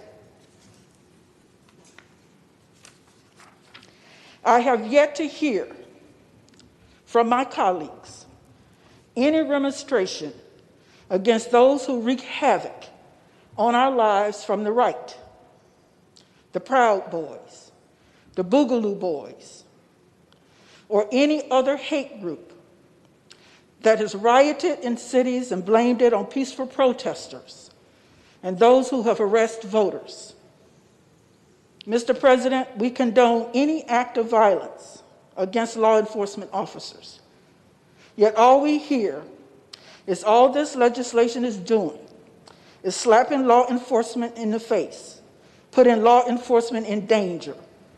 All we're doing is making our communities less safe by opening communities up to rapists and murderers. All we're hearing is one demagoguing speech after another. But I digress. I forgot that's for the brochure. But let me speak to what has brought us here. It is indeed violence. Violence against vulnerable citizens. It may have been precipitated by those in a faraway place. However, Virginia is not immune. Let's say their names. B. John Gazier, November 2017, Fairfax, Virginia. Walker Sigler, February 2018, Lynchburg, Virginia. Andrea Reedy, 2001, Hampton, Virginia. Isaiah Swift, May 2nd, 2020, Norfolk, Virginia. Marcus David Peters, 2019, Richmond, Virginia. India Kager, September 5th, 2015, Virginia Beach, Virginia. Natasha McKinney, February 2015, Fairfax County, Virginia. Prince Carmen Jones, September 1st, 2000, Fairfax County, Virginia. William Chapman, 2015, Portsmouth, Virginia. David Latham, 2015, Norfolk, Virginia. Those are just a few of the examples of those who have been shot and killed in Virginia, not some faraway place. So, Mr. President, this special session is not about defunding the police or a dislike for law enforcement or making communities less safe or embracing mobs, looters, and rioters. It's about justice, equality, fairness. It's about accountability in a system that for too long has been isolated from scrutiny. We all need a little refreshing every now and then, I've heard, or we become comfortable in our ways of doing things the way we've always done them, even if it's wrong. Implicit bias and lack of procedural justice are inherent in a system that has institutional wrongs. And if this session's effort to shed light on that makes some of our colleagues uncomfortable and brings them face to face with their own mirror, I'm sorry. However, I am not sorry for listening to the wishes of constituents, the community, advocacy groups, partners, and those who wanted to see change happen. and were willing to participate in this process to ensure that we were successful. Thank you to my colleagues in the Senate Democratic Caucus. It is my esteemed honor to serve as your chair. Each of you is a blessing to me. Thank you to the Senate clerk and staff. You make it easier for us to do the work that we do, and I appreciate you. Thank you to the DLS staff, most especially Charles Q, who did quite a bit of heavy lifting on the police reform and criminal justice reform legislation. Thank you to all the legislators serving on the conference committees. Your work got us across the finish line with most of our bills. We still have work to do with some. Thank you to Colonel Pike and the Capitol Police. Please know that we respect and treasure each one of you for all that you do, despite what you may have heard from others. Finally, Mr. President, I started with the fact that some have taken to social media with name-calling and disparaging remarks about our purpose. So I'll end with this. Whenever I go to breakfasts, lunches, or dinners where there's a speaker, I try to have a takeaway, or at least learn something. At one dinner, the speaker said, "It is not what someone calls you, it's what you answer to." At a breakfast, the speaker said, "Never, ever allow anyone to modify your noun." Mr. President, I answer to Mamie, Dr. Locke, Senator Locke, Professor Locke, Madam Chair, or even my childhood nickname, which only those who know me well are permitted to use. Nothing more, nothing less. Thank you, Mr. President, for the time. Thank you, Madam Chair. What purpose is Senator from Rockingham, Senator Obenshain, rise? Mr. President, I did not intend to rise, but I rise for a point of personal privilege. Senator, has the floor. Mr. President, members of the Senate, you know, I've been here for almost, 17 years, and I've learned a lot during the course of that time. I like to think that my temper is a little bit better than it used to be. I take things a little bit less personally than I used to take them. My comments on the floor are maybe a little less provocative most of the time than they used to be. I value the traditions of the Senate. I value my colleagues, every single one of them. One of the things that I really value about the Senate is our ability to express our opinions and the respect that we have for each other and each other's opinions, even when we disagree. I don't think I've ever impugned the motives of my colleagues for disagreeing with me.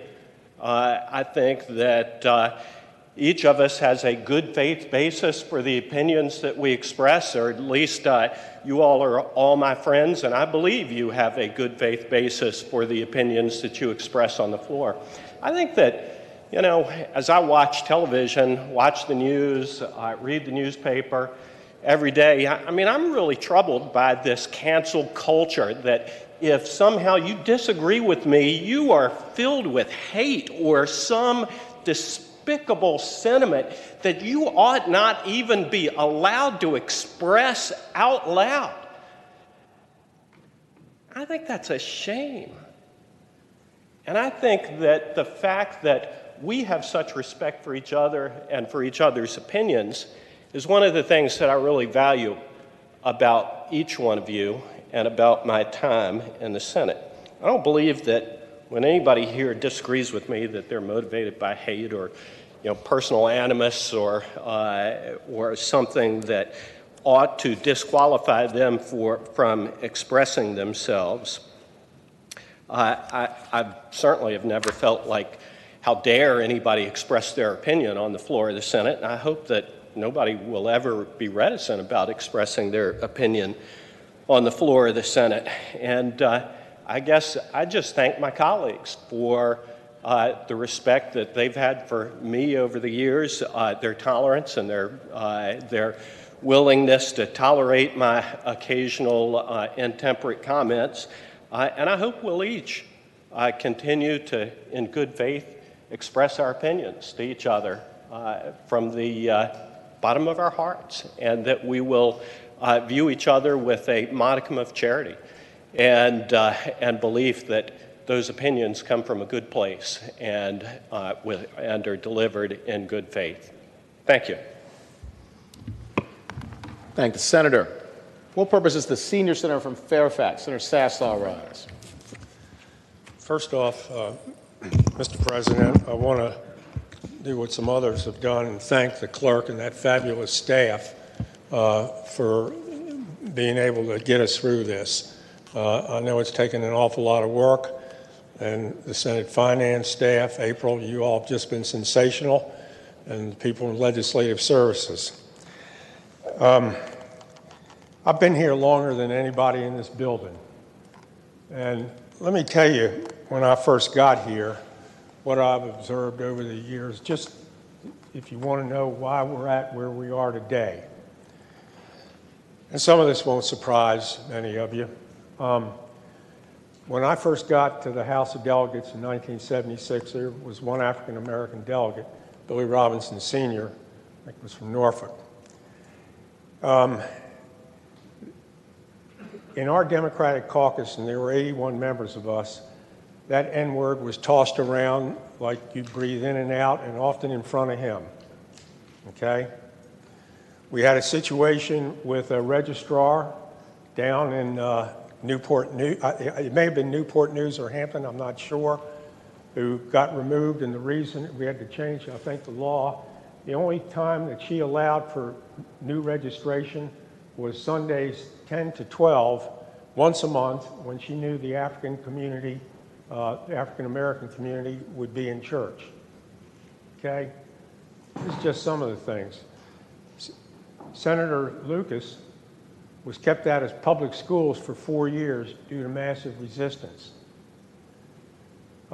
Anybody who thinks that the African-American community has been treated, fairly in our criminal justice system must have just arrived here from another planet. And you can't believe what I've seen throughout the years. You've seen the statistics. 6 times more likely to wind up in prison. These where cops have used excessive force. It's almost exclusively on the African-American community.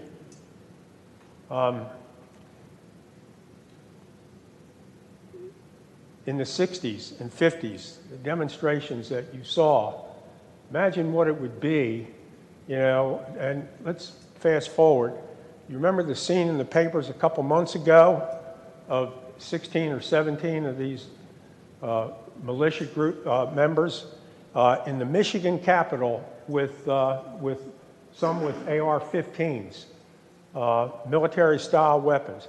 What do you think the reaction would have been if all 16 of them would have been African American? All hell would have broken loose, and everybody in here knows it. Okay? What happened with George Floyd may have sparked a lot of this off, but let me tell you, it's been building, and justifiably so, throughout the years. Okay? Now, you all know me. I'm not soft on crime by any stretch. Okay? But there's no question that the African American community throughout the last century and a half has gotten the short end of the stick in the criminal justice system in this country. And I think everybody in here knows it. And we still got a long way to go. Still got a long way to go. I've heard comments about the statutes, coming down here on Monument Avenue. And to me, I didn't pay a whole lot of attention to them, but I asked myself, what would have been, imagine Senator Eben and I, who happen to be Jewish, suppose we grew up in post-war Germany, and we had to go to Joseph Mengel's middle school, or Adolf Hitler high school, or there were statues And keep in mind, the South lost the war, and so did Germany. And the statutes, okay, we had to go by every day were of Mangels, Hitler, Hess, and people like that, Adolf Eichmann, and people like that. What would have been our reaction? You can pretty much guess what it would have been, okay? So I can fully understand this, this reaction. And as Senator Locke said, we're not here to blast the police. We're here to help make the situation better. That's the goal, to make it better. Now, you may agree or disagree with with some of the legislation, but there's no ulterior motive. What we want to do is we want to have a better policing system, but we also want to have a better country, and that's just part of it. And it may be uncomfortable for some people in here, but let me tell you, having seen what I've seen over 80 years, and I grew up in a segregated system in Washington, D.C., and quite frankly, I didn't pay a lot of attention because I just simply thought that's the way it was. Well, I went into the Army right after high school, and boy, did I get an education. I found out that everybody wasn't just like me, and quite frankly, I wasn't better than anyone else. And maybe that's what's missing in our society today. But what we've done here, I think, is landmark and historic. And you may or may not agree with some of the things that we've done, but let me tell you something. We got a situation in this country that needs to be remedied, and the sooner the better. Thank you all. Thanks for your patience. Thank you, Mr. President. Thank the Senator. For what purpose does the junior senator from Chesterfield, Senator Hashmi, rise? Thank you, Mr. President. I rise for a point of personal privilege. Senator has the floor. Thank you, Mr. President. I wasn't planning to speak this evening, but just listening to some of the comments of my fellow lawmakers here, I want to share a little bit about my own experiences. I think I have a unique perspective in that, according to VPAP, I am the only legislator here who was born outside of this country. Some of you probably know that I immigrated to this country when I was 4 years old, and I settled in a small college town in southeast Georgia. My family was the only family with that background. Mr. President, my father was a college professor in that town. Because of his status, because of who he was, my brother and I were admitted right away to a school that was predominantly reserved for white children. Because of my father and his status, when we went to see our physician, we were able to sit in the white waiting room rather than the waiting room that was offensively labeled for colored people. I may not be as old as Senator Saslaw, but I remember segregation. Even as a child, I was conscious of the privilege that my family received. Even though we were immigrants, we were new to this country, even though my mother wore a sari, we were allowed to go and live and educate in areas that my black friends were not privileged to do. These black friends and their families had lived in this particular small county for generations. They had farmed the land. They had cooked the food that was served in our school cafeterias. And yet their children could not come to the school where I, as an immigrant, was immediately granted access. As a child, I knew there was something fundamentally unfair, unjust in the system that granted me privilege and denied it to people that I cared about. Now, as a Muslim American, as a woman, as an immigrant, I've experienced discrimination in my life. There have been apartment communities that denied me and my husband the opportunity to rent. I've experienced discrimination in multiple levels, but one thing I know for certain, I have never experienced the kind of discrimination, the kind of injustice, the kind of pain that my African American brothers and sisters and people that I love have experienced in this country. There is a pernicious form of racism in this country, and it is anti-Black racism. And the work that we have been doing during this particular session is an effort to dismantle those structures and to reassert the rights of all of our citizens in this country. One of the most painful experiences of my life was after 9/11, when one of my Black students came to me and said, "You know, Dr. Hashmi, I never felt like I was an American because this country has never accepted me or given me that right. But after 9/11, because of the deep tragedy that we all experienced, I feel like I'm an American. I feel like I belong." It cut me to the core that it took an immense tragedy like that for that young man to finally feel that he too was American, that he too was recognized in this country. So, Mr. President, I thank my colleagues who have worked so hard for several months now to bring about this significant legislation. It is one step forward. It is not the end.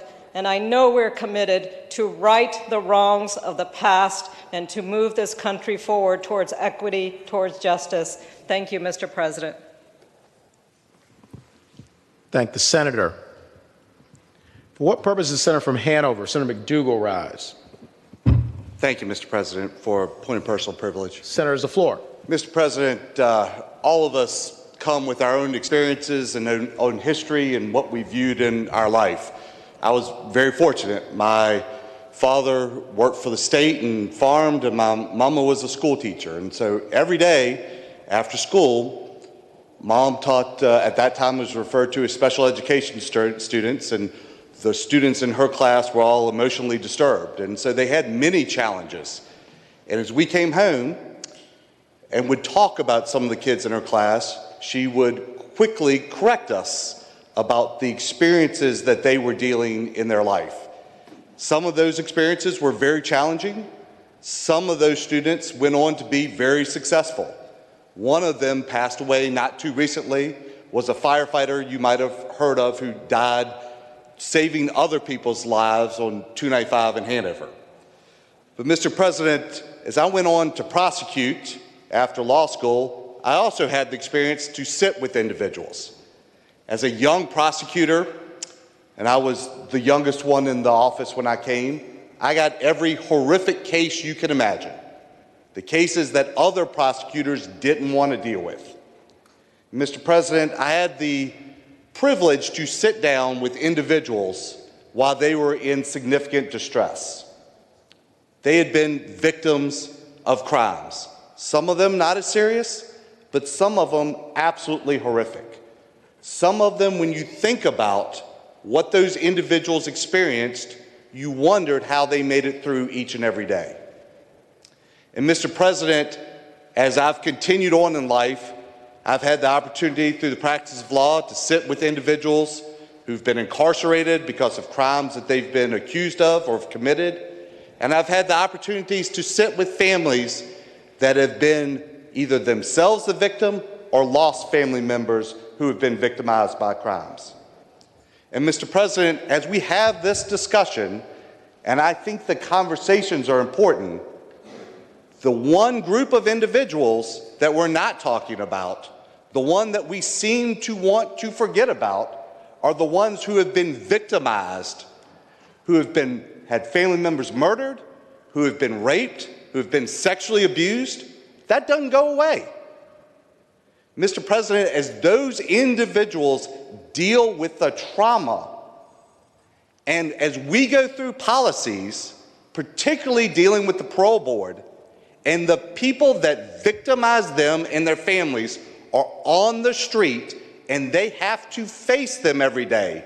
They are re-victimized. So, Mr. President, as we talk about mercy and justice, it is an important conversation. But just as important in that conversation are the individuals who have been victims. We used to have conversations about them as well. They used to not be excluded.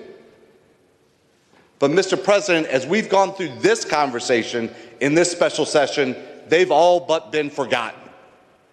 And, Mr. President, as we look forward to the future, as we look at these policies, I hope that as some of us continue to advocate for those individuals who have lost family members, who have grown up without mothers, who have had their children taken from them, who have been the victims of some pretty horrific sexual assaults, that we will remember them as we're dealing with these policies, and how the decisions we make in this body continue to affect them as they try to live their lives, always knowing that they have to deal with that victimization, and knowing that based on some policy we might make, that the person that victimized them, they might have to encounter again. Thank the senator. Do any other senators wish to be recognized?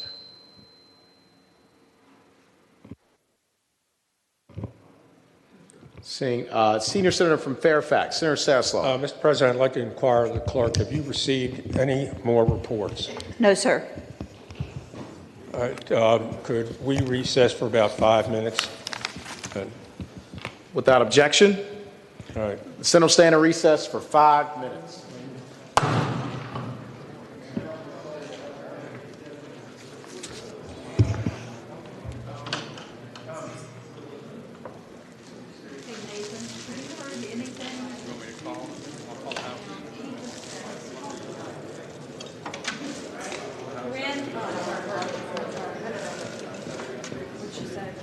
She said, well, okay, so she said recess until called back by the chair. It's 48 hours notice. If we communicate.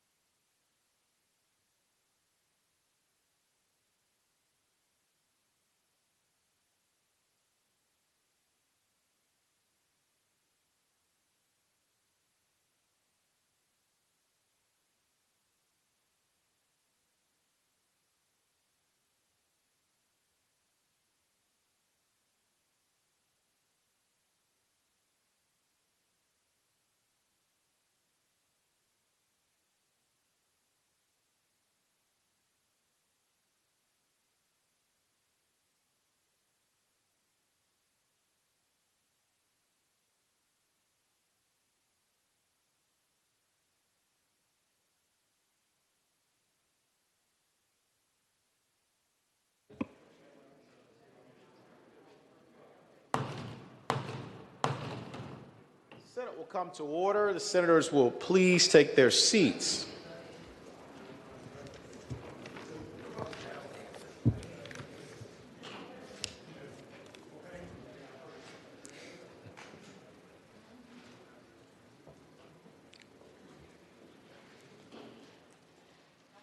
The senior senator from Fairfax, Senator Saslaw.